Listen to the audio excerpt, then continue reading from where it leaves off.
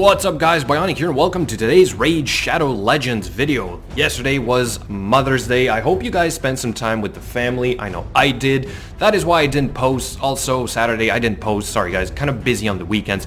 But no, today what we have is another free-to-play player who has achieved Arbiter, but not in 6 months, in apparently 5 months. That's right, that much faster.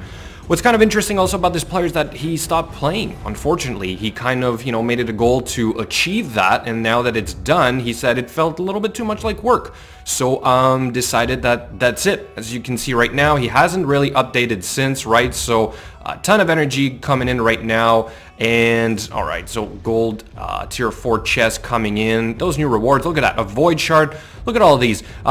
That's interesting. I'll take a second to talk about this because, unfortunately, I don't think this is better loot. Like 4-star gear at this point in gold tier 4, I don't think it really helps an account. We need 5-star, 6-star only, epic and legendary only if this is going to be relatively useful. So I see at least 3 or 4 pieces in there that are just probably complete crap, if I may say. But no, okay, so let's get going. First thing we want to know is not all these deals. Okay, thank you. We see the Arbiter right here, right? Collect, so he has not collected her yet. Now we've got a tournament. Wow, lots of things going on. No, let's see first the spending on this account because we want to know if this is free to play. Okay, so as you guys know, when I click on that little icon, sorry, not icon, but button, support, it opens up this right here, and as when you go to the end, sorry, it gives you this number. It does not show you the spending number anymore.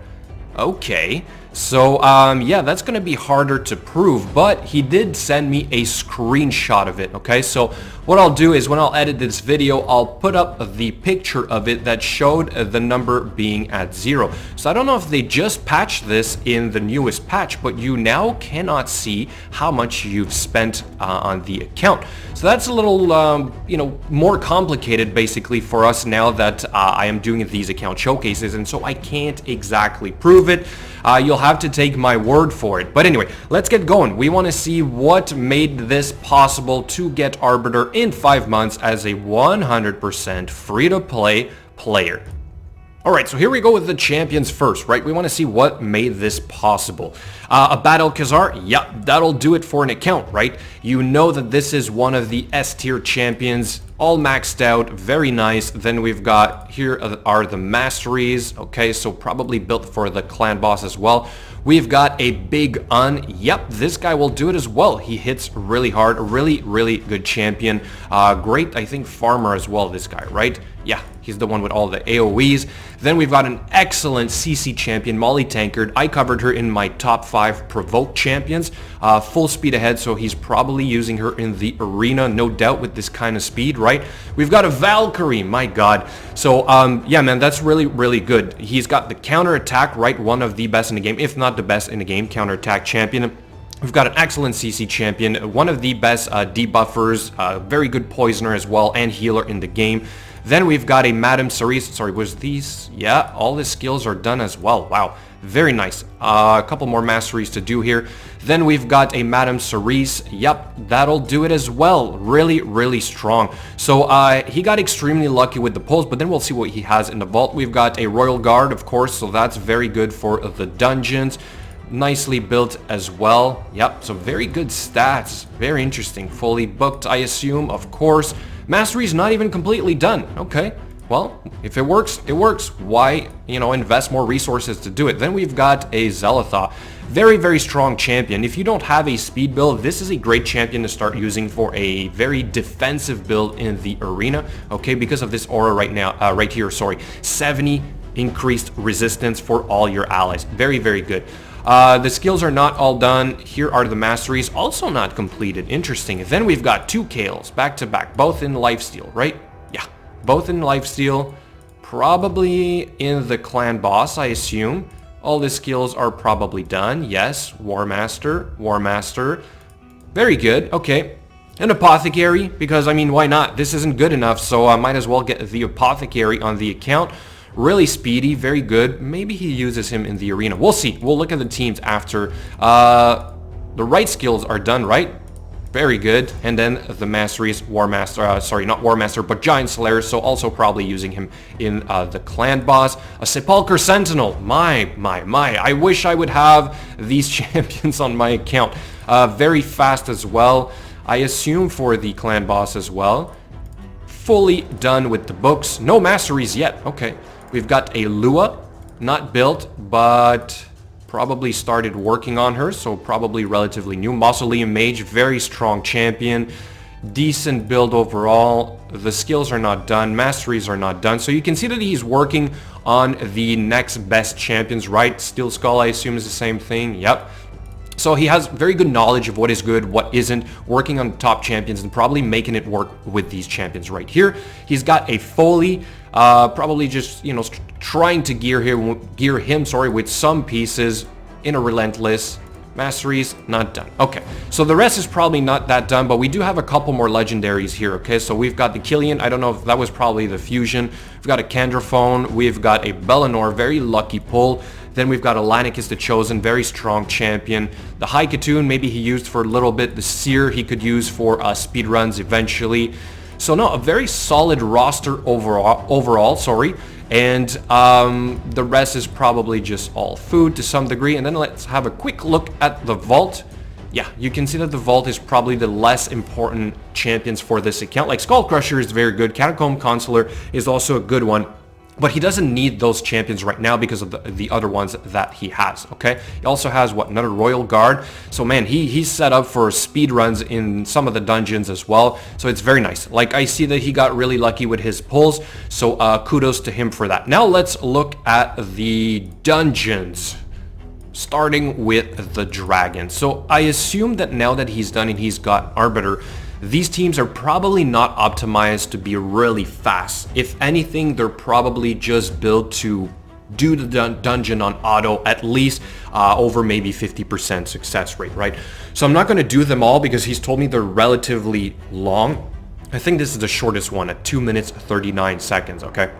Maybe I can do one at the end, but let's just look at the total times, what kind of teams he has going, right? So reusing the champions, of course, like Madame Cerise, you know she's going to be there for the Ice Golem. Battlecazar is excellent. Then we've got the Big Un. We've got the Molly Tankard for the crowd control, the Apothecary, of course. So, guys, this is all common knowledge. We know these champions are able to pull this off. It's been proven time over time, so we're just going to look at what he's got going. Okay, so counterattack on the Spider. That works. Definitely, that's going to work very well, especially with a healer like Battlecazar. Big on Madame Cerise again. Then we've got the Royal Guard. Let's keep going. That was Spider. Let's do the Fire Knight now, the last one. 5 minutes 44. That's not bad at all. We've got the Royal Guard. Okay, that works. Battlecazar, again, Molly Tankard. We've got the Valkyrie and Apothecary.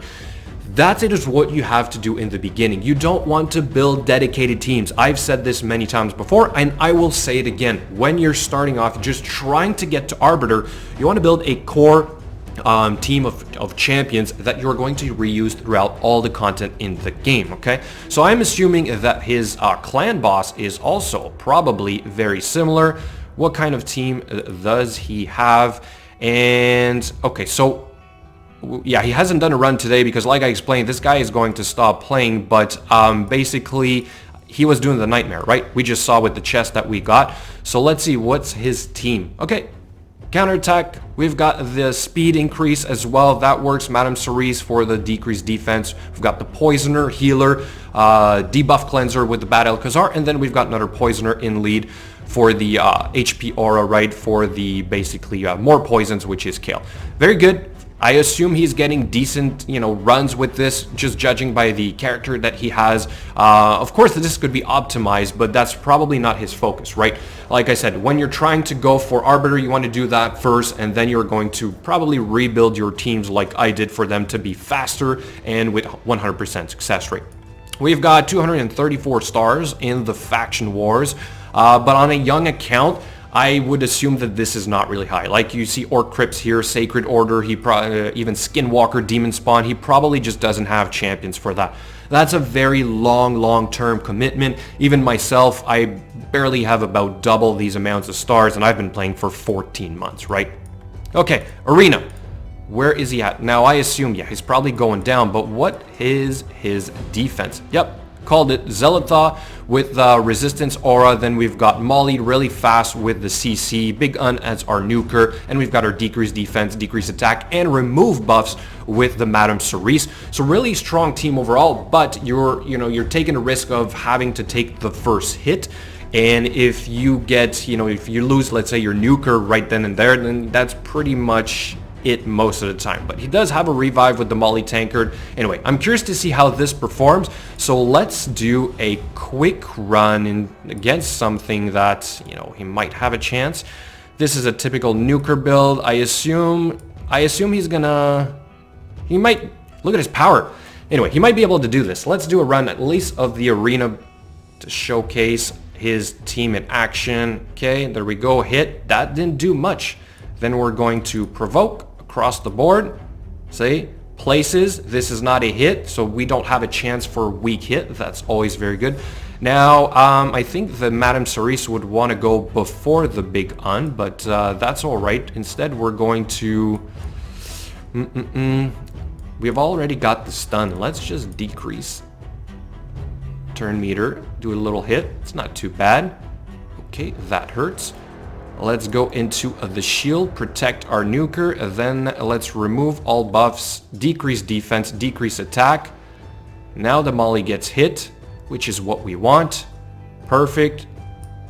Then we are going to try and take out the War Maiden because we have the affinity buff, and then let's go into the attack from the Big Gun. Okay, so cool build, but like I said, I mean, this is probably good for, I'd assume, gold tier 4, right? He was in gold tier 4.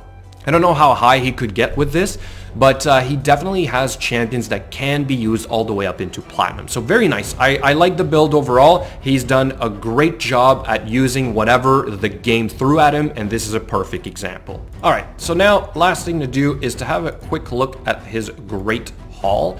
Yeah. So this kind of tells me that it is a really young account, right? You do not see a lot of Great Hall points, basically, or the level of it is relatively low.